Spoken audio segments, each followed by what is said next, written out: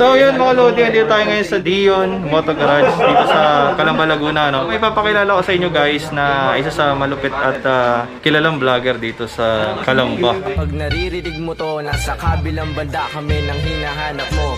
Yun!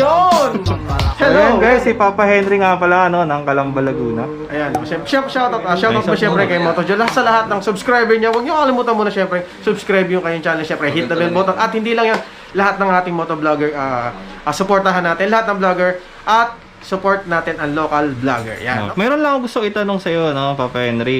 Hindi ito bilang isang motovlogger, bilang isang rider, gaano ka na ba katagal na rider sa tingin mo? Nagra-rides na ako. Siguro mga 7 years na akong gumagamit ng motorsiklo. 7 years? Sa gamit ko yung pagpasok. So, in 7 years ba, ano yung mga naalala mo na na-encounter mo sa daan? Siyempre, nagdadyan yung aksidente. Aksidente na rin tayo, sumemplang. Kasama na rin pagsemplang, nasemplang na rin tayo. Tapos, nagkaroon din tayo ng, sabi natin, git-gitan sa motor. Kaya naranasan din naman natin. Siyempre, normal sa mga baguhang motor, nagmumotor, minsan na kaka-encounter na yung git-gitan. Yung ayaw mo mauunahan ka. So bilang isang rider din, alam naman natin na napaka-importante siyempre at hindi dapat nakakalimutan natin ang isuot ang ating mga helmet, di ba? Yes. So bilang isang rider, ilan na ba yung naging helmet mo in 7 years? Bali, sa totoo lang, ngayon meron tayong 5 helmet. So, iisahin na natin So, yung unang helmet natin, yung Evo helmet. Meron tayong Evo helmet. Then, sumunod si Geely helmet na modular. After ng Geely helmet modular, meron ulit tayong another Geely helmet. So, shoutout syempre kay Geely helmet. After nun, meron tayong AGV. So, AGV bigay ng ating subscriber. Shoutout kay Sir Mark Badwa. Galing from California, USA. So, thank you sa binigay niyang AGV na winter test. So, napakagandang gamitin. At syempre, yung huling ginagamit natin ngayon, SEC o yung SEC helmet ni Makeli Kyle Pass. Limited edition ni Kyle Pass. Sinong nagbigay nito na? Bali yan, shoutout syempre kay Kobe Care Philippines. So, entry natin yan. Ayun yung sumali kayo, no? Tsaka si SEC Moto Shop, Moto Supply. Ilan lahat yung ilan lahat yung helmet mo? Bali 5 yung ginagamit natin ngayon. Monday to Friday, pwede natin Tag-iisa minsan ginagawa talaga natin yung Monday to Friday, iba't iba yung ginagamit natin.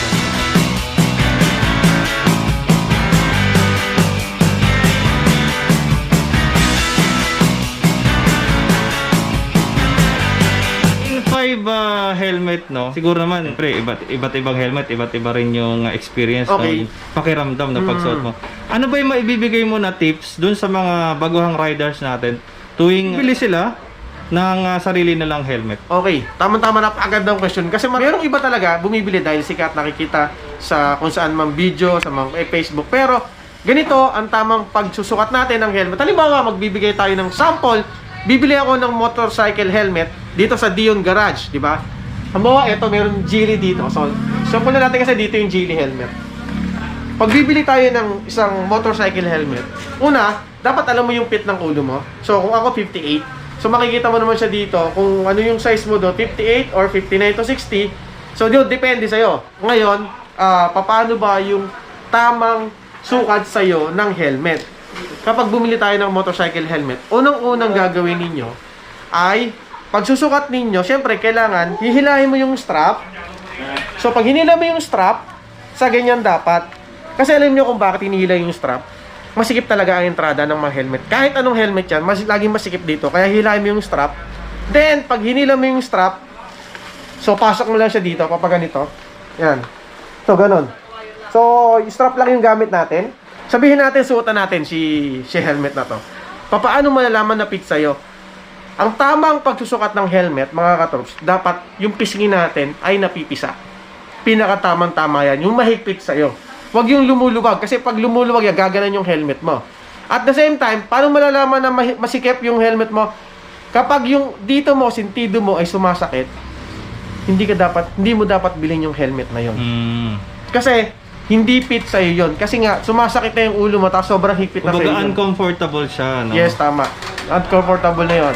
Pero, siyempre, meron naman kasing iba gusto medyo maluwag. Kaya lang, ang tamang fit talaga, yung nakaganto, naka-press talaga, yung ating pisngi. Pinaka-the best talaga yun. At, mas nire-recommend ko pa rin, disclaimer lang sa mga gumagamit ng ibang helmet, mas nire-recommend ko talaga gumamit tayo ng full face helmet kaysa sa modular at sa half face helmet. Para sa akin yun, opinion ko yun, para sa akin. So dahil sa 7 years na rin tayo nagmumotor, iba pa rin yung naka full face helmet. Doon sa 5 helmet mo, no? Meron ka bang favorite na ginagamit? Kumbaga, tuwing lalabas ka, gusto mo ito lagi yung sinusuot mo? Okay, tama-tama yan. Maganda rin yung tanong mong yan. Siyempre, hindi na natin isasama yung AGB. Alam naman natin si ABG is pricey. So talagang medyo mahal yung presyo niyan. Iano na natin sa halos magkakapresyo sila. So yung SEC, yung Geely, tsaka yung Evo. So yung tatlong yan, halos pare-pareho siya ng presyo. Pero, honestly, sa ginagamit kong yung isa sa mga nagustuhan ko ay si Geely helmet. Bakit si Geely helmet? Kasi yung kanyang lining, napakaganda yung lining niya, yung foam niya.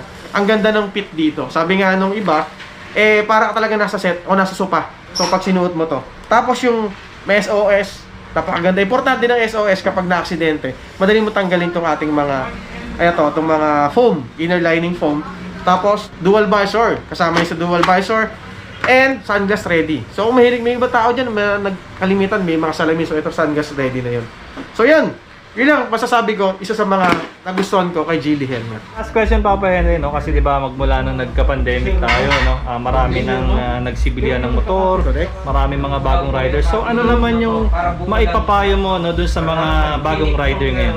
Okay, ayan, maganda rin tanong yan. Kasi kanina napaliwanag ko sa inyo kung paano magpili, paano mag-fit ng motorcycle helmet. O yung bagay sa inyo, tamang para sa inyo.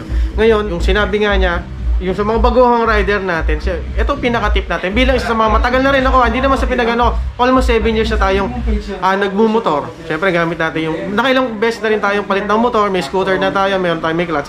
So, na-experience ko na rin yung mga sumemplang, na-experience ko na rin yung nabangga. Ayan, so, ang may papayo ko talaga sa lahat ng, lalo na yung mga baguhan na magmumotor. Siyempre, yan, pinaka-importante. Una-una, dapat siyempre meron kang driver's license.